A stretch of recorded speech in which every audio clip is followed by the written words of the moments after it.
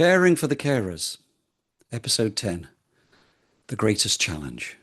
Welcome to the last in the series of the 10 short videos entitled Caring for the Carers, where we have been doing our utmost to guide those of you caring for a loved one who has dementia. And in this last episode, we're going to consider what may be your greatest challenge. As we said at the start, there are various levels and various stages of dementia. And you, the carer, has to cope with those stages and those levels as they arise. Now, in most cases, the stages of dementia will become progressively more demanding on the carer as the dementia progressively takes over your loved one. And throughout these stages, you will have to, or you will have had to, adapt your communication and connection with your loved one. The greatest challenge comes when you realize that you have reached a point where you can do no more to help. The point when you reach a kind of overwhelm and burnout, and when the dementia is at a stage where your loved one simply needs professional help. This is where your understanding, your acceptance, and your letting go are challenged the most. This is where you have to hold your hands up and say, I cannot do any more.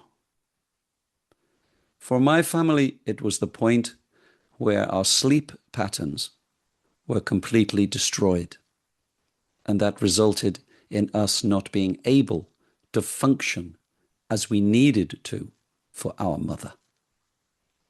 Decisions had to be made very quickly, and of course they came with the very natural feelings of guilt as we prepared to send our mother to a professional care home. It is at this point when you need all your resilience from all you have learned in the time you have been caring for your loved one.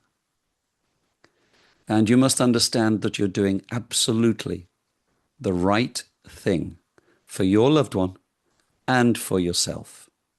If you don't have the strength and the energy to cope with your loved one, then you have to accept that you have done everything you can, and you have to let go of trying to be the carer that you cannot be 24/7. I call it the greatest challenge because it goes against everything you want to do. And until you accept that you cannot do any more, and that this next move is the best thing for your loved one, it will hurt emotionally. You may feel like you're letting your loved one down, but you're not. In fact, quite the opposite. There are people trained to care professionally, and you are not.